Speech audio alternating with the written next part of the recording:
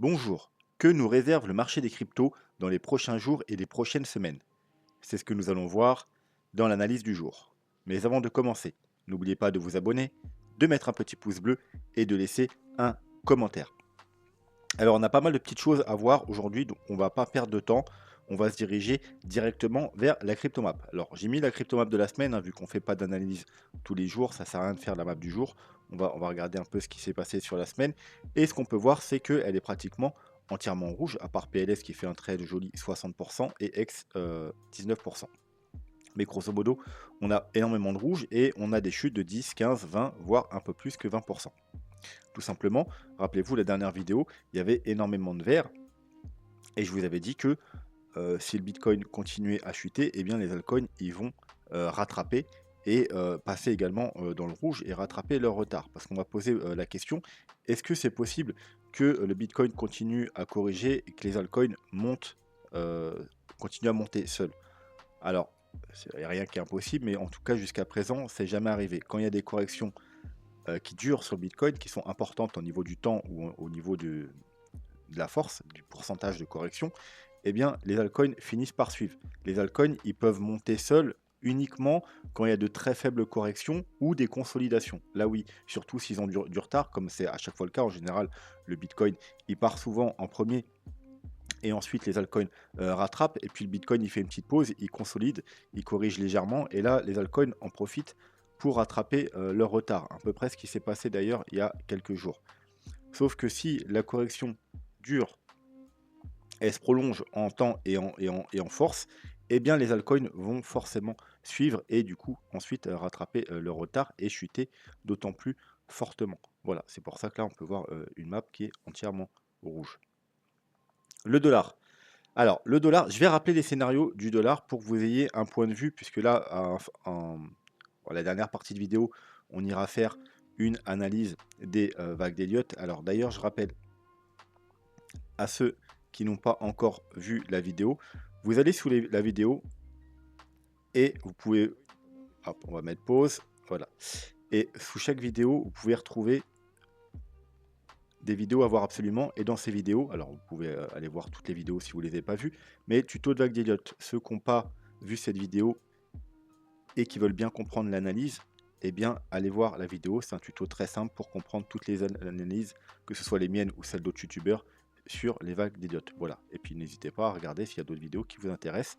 Et si vous voulez soutenir la chaîne, il y a aussi les liens d'affiliation sur toutes les plateformes que j'utilise, soit pour le trading, soit pour l'investissement. Et vous avez sur chacune d'elles des petits bonus, et moi également. Donc n'hésitez pas à taper dedans. Donc, le dollar. Donc comme je disais, on va faire une rappel des scénarios sur le Bitcoin en dernière partie. Donc là, du coup, on va également faire les scénarios sur le dollar. Donc, il y a deux scénarios principaux sur le dollar.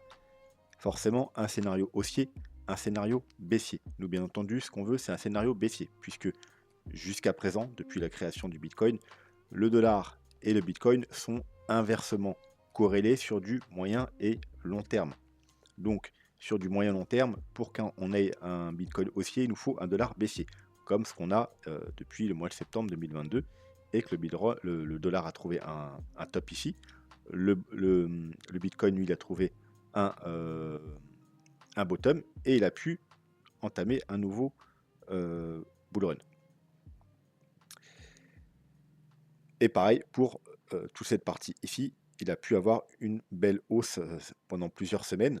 Et là, depuis que le dollar a trouvé un bottom et qu'il nous fait un petit rebond, eh bien le Bitcoin corrige. Voilà, donc si vous voulez un joli bull run sur le Bitcoin, il nous faut un dollar baissier. Donc premier scénario, un dollar haussier, ce qui voudrait dire qu'on va casser. Alors déjà, qu'est-ce qui s'est passé depuis la dernière fois? Rappelez-vous, je vous avais dit, on est venu là, on rebondit. L'objectif, c'est ce niveau-là. Voilà. Une fois qu'on a atteint ça, si on le casse, on ira rechercher ce petit rectangle rouge. C'est la zone de rechargement de short du mouvement baissier qui se trouve ici. Si on casse cette zone de rechargement de short, dans laquelle se trouve également un niveau important, on va pas y revenir, c'est pas, ouais, sachez juste qu'il y a un niveau important également dans cette zone-là. Si on casse cette zone-là, donc les 105, on ira très probablement faire des nouveaux plus hauts, puisque en général, quand on casse une zone de rechargement de short, c'est pour aller faire des nouveaux plus hauts. Et l'objectif, ce serait d'aller du coup donc faire un nouveau plus haut et chercher cette grosse zone de rechargement de short. Zone de rechargement de short de tout le mouvement baissier. Bien entendu, dans ce scénario-là, ça nous donnerait sur du moyen terme un dollar haussier, on aurait un Bitcoin du coup baissier. Voilà. Si ensuite il casse cette zone de rechargement de short, eh bien ce sera pour aller faire des nouveaux plus hauts. Et bien entendu, ça veut dire qu'on aurait un dollar haussier pendant plusieurs mois, peut-être même plusieurs années, enfin sur du long terme. Donc ce serait vraiment très préjudiciable pour le bull run du Bitcoin. Il pourrait être remis en question. Voilà. Donc scénario haussier, c'est pas celui qu'on veut, c'est pas bon pour nous. Mais il faut casser cette zone-là pour le valider. Ensuite, scénario baissier. Donc scénario baissier, il y en a deux. Il y a scénario baissier, on va baisser tout de suite, que ce soit là ou après avoir atteint cette zone-là. Ce qui veut dire qu'on a fait une première vague de correction. Voilà, on a corrigé le mouvement baissier ici. On a atteint un top et puis là on a repris la baisse. Et là on fait juste un petit rebond sur un niveau important. Et soit là, soit ici, on va repartir à la baisse. Donc ça veut dire que le Bitcoin pourrait être encore troublé pendant quelques jours, voire 1 ou 2 semaines maximum. Et ensuite, il pourrait reprendre la hausse. Et après, on aura un dollar baissier pendant plusieurs mois, donc on pourrait tranquillement continuer le bull run. Deuxième scénario, toujours sur un dollar baissier, mais qui va d'abord monter. Ce qui veut dire que, en fait, là, on ferait une A, B, C corrective. Voilà, on a fait un mouvement, un gros mouvement baissier. On corrige ce mouvement avec une grosse correction A, B, C, et on revient chercher soit là, soit au milieu, soit le haut de cette zone-là, dans cette zone-là. Et du coup, ça voudrait dire que, comme je vous ai dit tout à l'heure, eh bien, le Bitcoin serait en trouble pendant quelques semaines à quelques mois. Ça veut dire qu'il n'y aurait pas de grosse montée de folie sur le Bitcoin. Ça ne veut pas dire qu'il va chuter aux enfers. Il peut très bien chuter un peu, consolider, monter un peu, même faire un nouveau léger plus haut, aller aux 50 000 $. Mais voilà, il ne s'envolera pas. Il sera en consolidation à minima pendant quelques semaines, quelques mois. Et ensuite, quand on aurait trouvé cette vague C, eh bien, le dollar il repartirait à la baisse. Et là, eh bien, ça sera d'autant plus bullish parce que du coup, il y aurait encore une plus grosse baisse. Hein, puisque voilà, si là, on part à partir de là, et je sais pas, mettons qu'on doit rejoindre la flèche, vous voyez, on doit descendre ça. Si on monte là avant, sur du court moyen terme, c'est un peu négatif pour le Bitcoin, mais par la suite, ce sera positif parce que ça veut dire que là, on aura encore plus de chutes à venir sur le dollar et donc une chute plus longue et plus de bull run sur le Bitcoin. Donc sur le long terme, ce sera plus bullish, mais sur le court terme, ce sera bearish. Voilà, en gros, ça, c'est les 3 scénarios sur le dollar qui influeront forcément sur le Bitcoin. Donc un dollar haussier, c'est très mauvais, c'est pas ce qu'on veut voir. Un dollar baissier tout de suite ou dans quelques jours, bon bah voilà, ce sera bullish, mais on aura du coup peut-être un moins joli bull run. Et si le dollar monte d'abord avant de rechuter, sur le court terme, ce sera court moyen terme, ce sera bearish pour le Bitcoin, mais sur du plus long terme, on aura potentiellement un plus gros et un plus long bull run par la suite du coup, vu qu'on aura une plus grosse et plus longue chute sur le dollar. Allez, l'Ethereum, parce qu'on m'a demandé l'Ethereum, c'est vrai que ça fait longtemps qu'on ne l'a pas vu. Donc, les dernières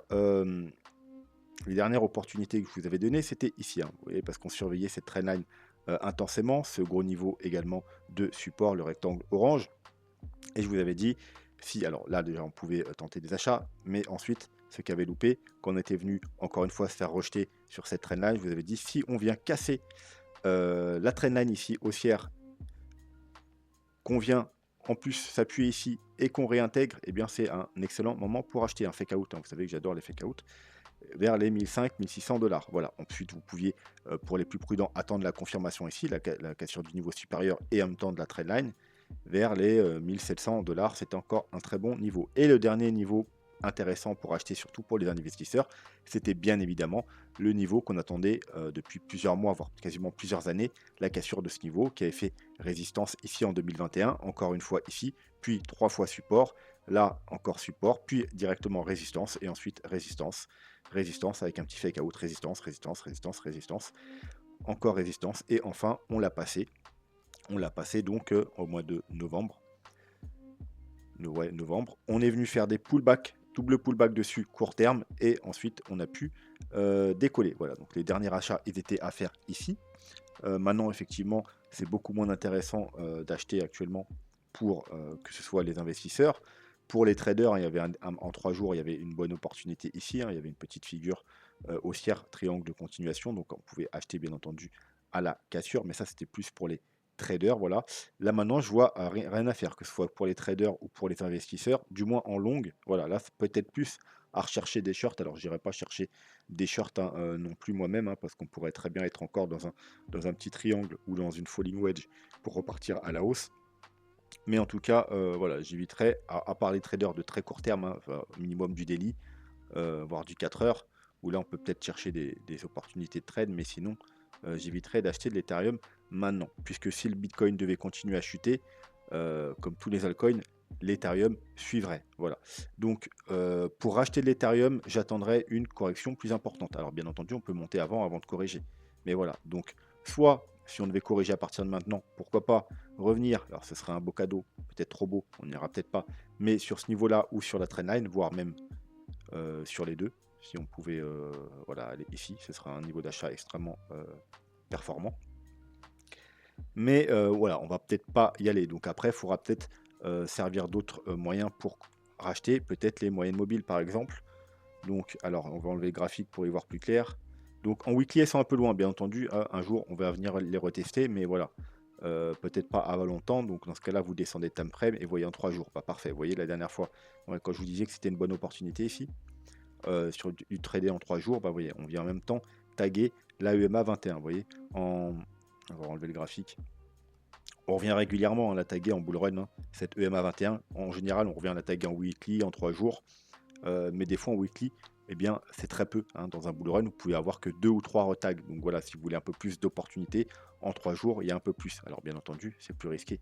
Toujours plus vous voulez dans son time frame, mais si vous voulez des opportunités, ça peut être pas mal. Donc vous voyez que là, on en est assez loin. Donc là, c'est pas un moment d'acheter. Il faudra attendre que ça monte et qu'on vienne taguer à minima cette moyenne mobile. Et ceux qui veulent des points plus importants, c'est en weekly, mais vous voyez qu'en weekly, ouais, par exemple là, on est revenu la taguer, et puis après, regardez, pendant tout ça, le dernier bull run, on n'est pas revenu la chercher. Donc, il n'y avait que cette opportunité-là. Vous avez dû louper tout le mouvement, alors qu'en 3 jours, vous aviez euh, pas mal d'opportunités à saisir.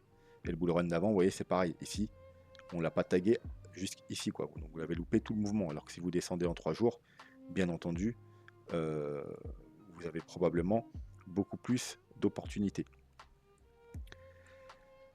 Ouais, donc faut attendre. Ceux qui veulent de l'Ethereum, qui ont loupé les mouvements que j'avais donnés, et bien maintenant faut attendre une correction, comme je vous dis pour l'instant à minima, de revenir taguer cette fameuse moyenne mobile en 3 jours. Hein.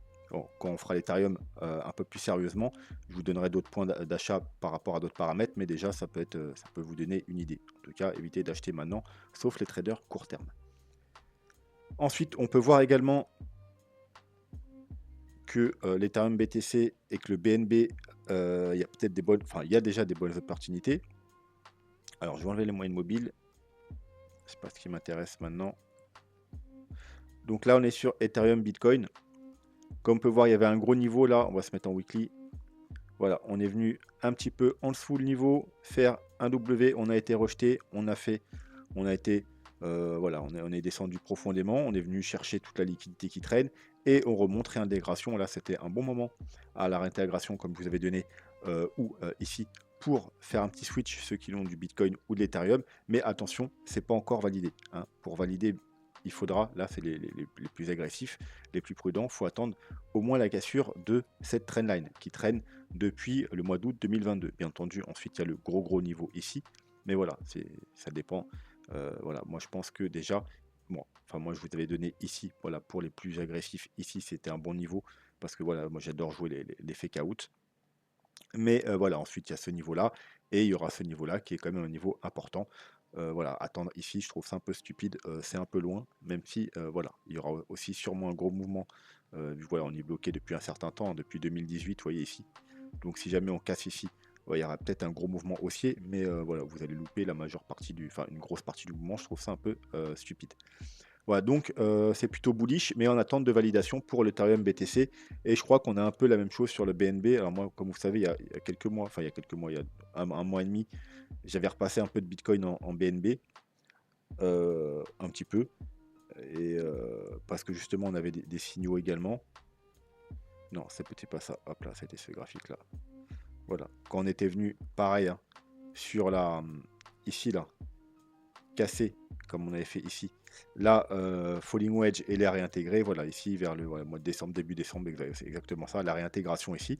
J'avais switché un peu de Bitcoin en Binance Coin, et voilà, depuis on a fait que monter. On a validé la cassure, enfin, vous voyez, pareil, on était coincé depuis novembre 2022 dans cette structure. Mais pour la valider, comme je vous dis à chaque fois, pour valider une structure, la cassure d'une structure, il faut aussi casser la première résistance. Et la première grosse résistance qu'on voit, bah, c'est tout simplement celle-ci, vous voyez, qui avait support pendant plusieurs semaines. Ensuite, là, elle a fait résistance, encore résistance ici. Donc, bah, voilà, et quand on l'a cassé, on est venu direct la chercher. On en a été rejeté, on a fait un joli pullback, hein. Et là, on repart à l'assaut. Il faudra casser ce niveau-là pour valider la cassure de ces structures, et ce sera bullish pour le BNB. Ensuite, voilà, il y a les plus prudents, vous pouvez attendre la cassure de ce gros niveau, mais déjà là, on aura une bonne validation. Donc, si par exemple vous aimez bien BNB et vous avez beaucoup de BTC, pas beaucoup de BNB, bah, ça peut être un moment de repasser dans le BNB, puisque le BNB va probablement, dans les mois qui viennent, hein, si on a les validations, surperformer le Bitcoin. Et pareil pour l'Ethereum.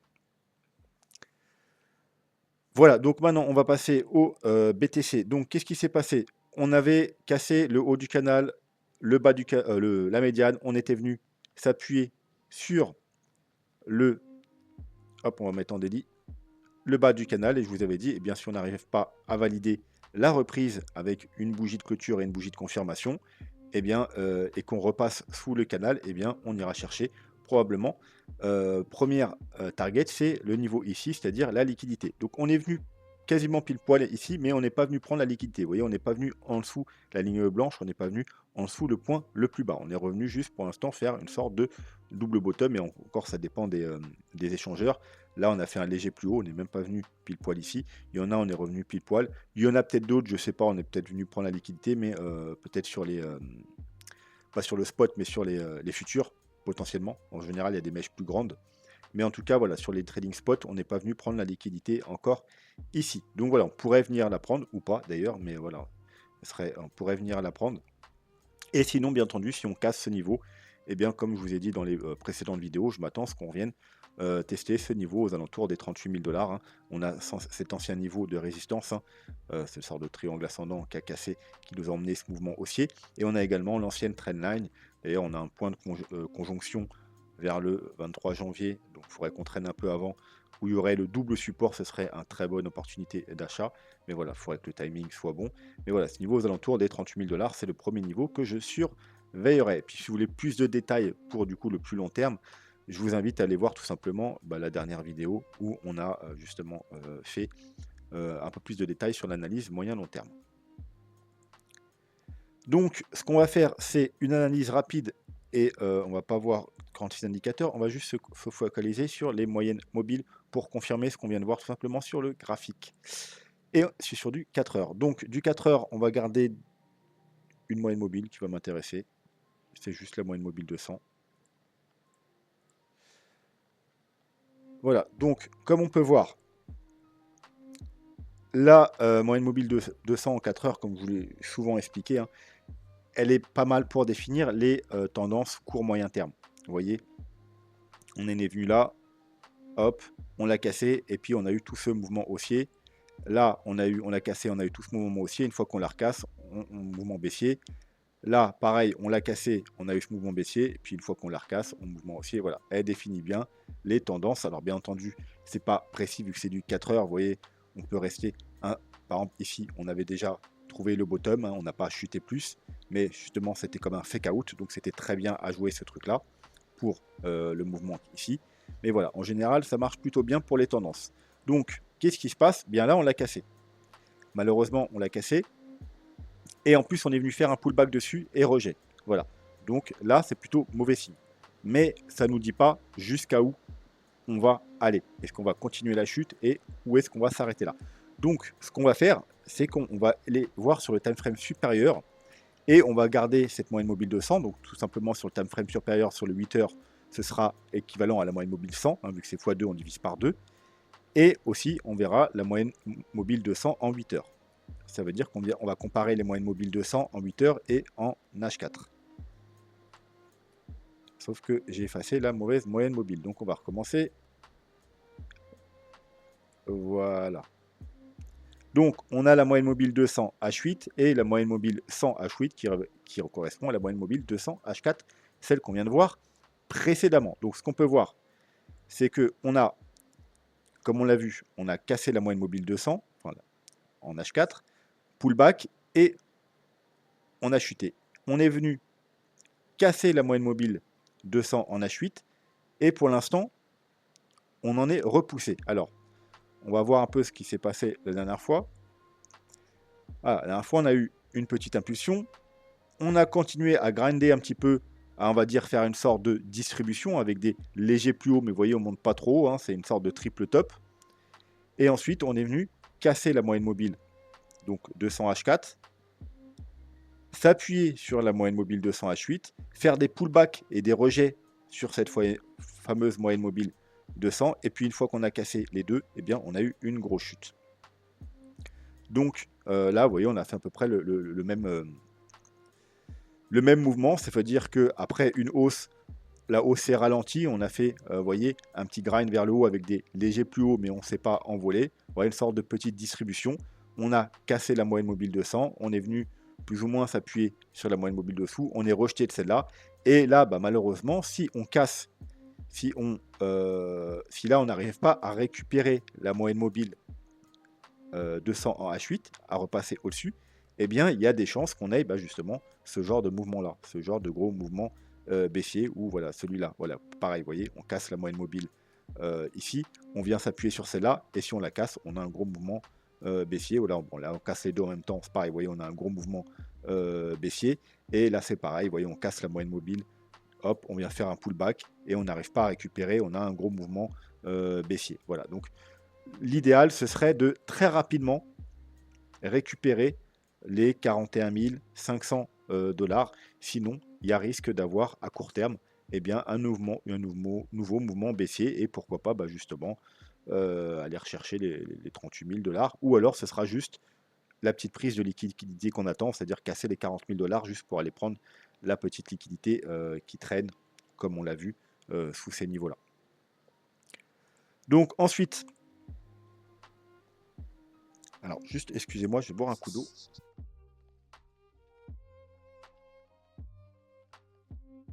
Voilà, pour les plans Elliott Wave. Donc on va voir juste les deux plans. Alors c'est deux plans bullish, hein. Enfin, on va pas voir le plan bearish aujourd'hui, hein. Le plan bearish, tant qu'on n'a pas, en gros, le plan bearish, hein, ça correspondrait tout simplement à un plan bullish pour le dollar, hein. C'est-à-dire que c'est un plan où le dollar va faire des nouveaux plus hauts, que là on a trouvé un bottom, on a fait une vague 1, 2, 3, 4, 5, on va aller faire des nouveaux plus hauts. Bon là on aurait un plan bearish pour le Bitcoin, hein, qui vaudrait en gros, grosso modo, que là on a fait une A, B, C, puis que là on a trouvé un top, et puis là on va aller... voilà, on va reprendre la chute. En gros, on aura fait une correction. Hop, on corrige le mouvement correctif, et puis on fait une grosse A, B, et puis C. Voilà, ça c'est le plan bear. Mais voilà, tant qu'il n'y a pas d'évidence, on va pas, on le met un peu de côté jusqu'à preuve du contraire, comme je vous dis depuis les 15 000 dollars. Donc ça, c'est le plan. On a trouvé un bottom ici. On a commencé un nouveau bull run qui doit se faire en 5 vagues haussières. Donc c'est des vagues blanches. 1, 2, 3, 4, 5. Chaque sous-vague doit être divisée également en 5. Donc là, on a 1, 2, 3, 4, 5. Là, elles sont dessinées en bleu. 1, 2, 3, 4, 5. C'est les vagues qu'on vient de finir. Donc là, on a entamé, vous voyez, avec le mouvement baissier ici, eh bien, on a entamé, alors on va même replacer, voilà, parfaitement les trucs. On a entamé une correction, on a entamé cette fameuse petite vague 4. Donc, les objectifs, c'est ici, 38,2, 0,5. Donc, 39 700, 39 800 dollars et 36 800 dollars. Vous voyez, aux alentours encore des 38 000 dollars, hein, c'est notre target. Et puis ensuite, on ira faire une vague 5. Bon.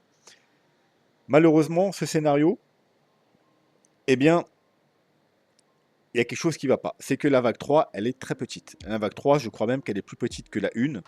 Et vous savez que la vague 3 ne peut jamais être la plus petite. Donc ça veut dire qu'il faudrait une vague 5 encore plus petite que la 3. Et ce qui voudrait que le bull run se finirait déjà très rapidement. Et que ça irait pas très haut, hein. Au maximum, grosso modo, on ferait un triple top, c'est-à-dire on irait chercher les 70 000 dollars. Parce que la vague 5 ne peut pas être plus grande que la vague 3. C'est possible, c'est une possibilité. Donc ça nous donnerait un bull run qui finit en 2024. et c'est-à-dire dans moins d'un an, et avec des targets entre 60 et 80 000 dollars, voilà, en grosso modo, entre 60 et 80 000 dollars. C'est-à-dire vraiment pas ce que on veut. Deuxième scénario, on a toujours notre vague 1, notre vague 2, notre vague 3, 4, 5, sauf que la vague 3, elle n'est pas terminée. On a bien fait une 1, 2, 3, 4, 5, enfin la même chose qu'on a fait là, le décompte qui est fait là, mais c'est seulement une première sous-vague de notre vague 3 qui va être très grande, en gros qui va jouer son rôle de vague 3, qui la vague 3 en général est la plus grande. Donc on va avoir une très belle vague 3. C'est pour ça que là on a fait que la première partie, encore 2, 3, 4, 5, et la vague 3 va sûrement déjà elle-même aller rejoindre le top du bull run, voire même le dépasser. Puis une petite correction, et ensuite une dernière poussée pour aller dépasser les probablement 100 000 dollars. Et il finirait le bull run en 2025. Alors techniquement, ce scénario, il est à privilégier parce qu'il respecte plus eh bien, la timeline, le cycle du Bitcoin. Parce que techniquement, si le Bitcoin doit suivre son cycle de 4 ans comme jusqu'à présent, eh bien, le bull run doit finir en 2025. Peu importe quand, mais au moins en 2025. 2024, c'est un peu juste, il manque au moins 6 mois. Donc, il respecte plus le cycle du Bitcoin et bien entendu les objectifs. Parce que comme je vous ai dit, avec le scénario d'avant, on n'ira peut-être pas loin. On peut aller faire un double, on peut ne pas aller faire de nouveau plus haut, voilà, ou très léger plus haut. Ici, eh bien, on aurait une target un peu plus raisonnable. Ça veut dire on pourrait aller grosso modo entre les 80 et les 150 000 dollars. Bon, c'est très large comme target, mais voilà. C'est pour l'instant, on ne peut pas en dire plus parce que c'est encore trop tôt. Voilà, on pourra faire des vrais targets quand on aura fini la vague 3 et la vague 4. Et bien là, à ce moment-là, on pourra faire les targets de la vague 5 et déterminer précisément les targets du bull run. Là, on peut juste ça serait manquer beaucoup de précision. Voilà, on peut le faire. Je crois que je me suis amusé un petit peu à le faire, au moins jusqu'à la vague 4 là. Pour la vague 5, je sais pas, mais voilà, en gros, une moyenne de 100, 120, voire un peu plus 1000 dollars, c'est à peu près des objectifs, je pense, qui me semblent corrects. Voilà, donc ça, c'est le scénario à privilégier. Donc techniquement, on serait dans une vague 2. Et la vague 2, bien entendu, c'est pas les mêmes objectifs que la vague 4. Donc si on n'est pas dans scénario et qu'on est dans scénario, eh bien on ira seulement probablement un peu plus bas. Alors il faut quand même que je place bien mon bordel. Voilà. Et les objectifs, d'ailleurs on a un objectif en commun. Hein, donc quand je vous dis qu'on doit aller plus bas, bah, pas forcément. Parce que le premier objectif, c'est les 0,5, qui est le deuxième objectif de la vague 4, donc les 36 000 et quelques dollars. Et le deuxième objectif, c'est les 33 500 dollars. Et bien évidemment, hein, si on devait avoir une très grosse correction, une vague 2, ça c'est les objectifs principaux les plus communs, ceux qui ont la plus de chances de produire, mais on pourrait très bien aller un peu plus bas. Je ne sais pas pourquoi j'ai effacé mes Fibonacci.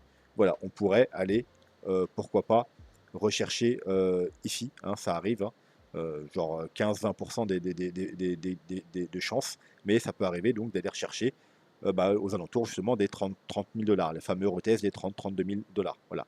Mais voilà, si on casse ce niveau-là, ça sent mauvais. C'est pour ça qu'il ne faut vraiment pas repasser en dessous des 30-32 000 dollars. Voilà, je pense qu'on va s'arrêter là pour aujourd'hui. J'espère que la vidéo vous a plu. N'hésitez pas en commentaire à me laisser vos questions si vous en avez, ou tout simplement un petit commentaire pour soutenir la chaîne. Demandez-moi vos altcoins que vous voulez que j'analyse. Vu que voilà, à partir de lundi, on va essayer de reprendre 3 vidéos par semaine. Eh bien, j'aurai le temps d'analyser quelques altcoins au passage. Et puis voilà, hein, n'hésitez pas aussi à vous abonner si ce n'est pas déjà fait et à mettre un petit pouce bleu. Sur ce, je vous souhaite une très bonne journée ou une très bonne soirée et je vous dis à bientôt. Tchuss.